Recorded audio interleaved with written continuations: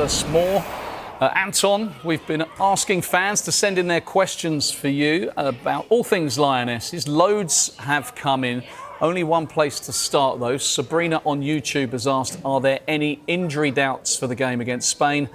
And you can confirm, unfortunately, there's a big name missing in today's training session. There is. England will be without the captain, Leah Williamson. She picked up a hamstring towards the end of the season. That problem was looked at by doctors. They were trying to get her ready for this game. Unfortunately, it's come around a little bit too quickly. So England without Leah Williamson today. But as you can see, England are training for the first time today. They've met up at St George's Park this afternoon. They're straight out onto the training pitch. There is some good injury news for Sarina Wiegman in a squad. And that is, as you can see there, Lucy Bronze is out there training for England. Now, she missed the end of the season with Chelsea with an injury. She didn't take part in the World Sevens last week and over the weekend as well. She was being rested for this, but she's out there trying to prove her fitness ahead of the game against Spain on Friday. Lauren James is at St George's Park. However, she's not out there training right now. She picked up a knock in the sevens as well. Now, Sonia Bonpastor said after the game that she'd need to be assessed. She is going to be assessed over the next couple of days. So no Lauren James out there training for England. But the good news is, as you can see, Lucy Bronze is out there training for England. She'll be doing everything she can to make sure she's part of the England team that takes on Spain on Friday night in Mallorca. Yeah, Lucy Bronze won the Euros with a broken leg, didn't she? So now Johnny on X, Anton, says, will we see more of Maya Letizier starting? She's arguably been one of the best centre-backs this season in the WSL. Do you know what? I mean, Maya Letizier couldn't really do much more, could she, to impress Sarina Wiegman. She's played every single minute in the WSL for Manchester United over the last 3 seasons. And yet, it seems as though Sarina Wiegman doesn't necessarily see her as one of her first choice centre-backs. I think that's fair to say. Look, there's no Leah Williamson here. So there's a chance Maya Letizier could be in this England side.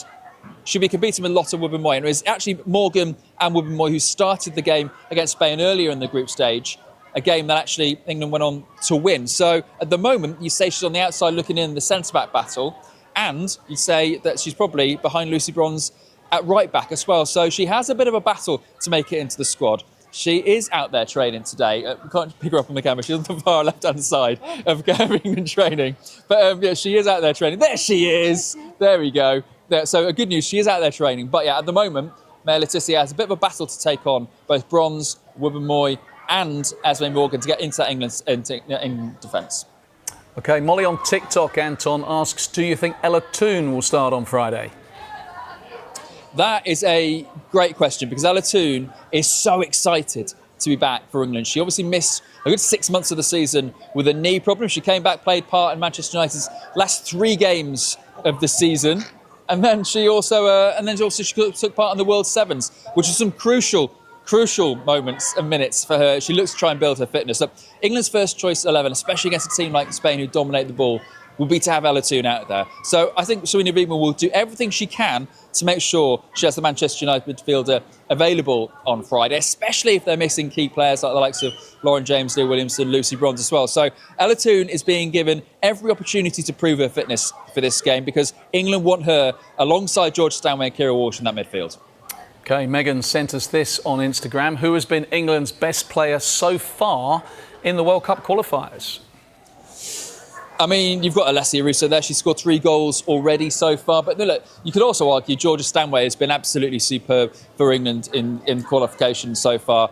She's been scoring goals. She scored 2 against Ukraine out in Turkey. She's been sort of the real linchpin of this England midfield over the last sort of couple of months in some difficult games for England as well. You think back to the Iceland games where England have really struggled to sort of break teams down. She was the one putting in the hard yards. She knows her role. She's perfected her role in this England system in that sort of centre midfield position. She plays on the left channel. She plays on the right channel of the centre midfield as well. She does exactly what Sarina Wiegman wants her to do. She's taken an increased leadership role within this team over the last sort of couple of seasons as well. She's worn the armband at various points as well when Williamson and Walsh have come off. So you can't really say a lot else about what Georgia Stanway brings to this team, the energy and now the experience as well. And the fact she's been dealing with this while also contemplating her next big career move, because we know she's also going to be joining Arsenal from Bayern Munich. She's leaving the German champions at the end of her contract. We understand that that deal is pretty much done, not confirmed yet, but Georgia Stanway will be back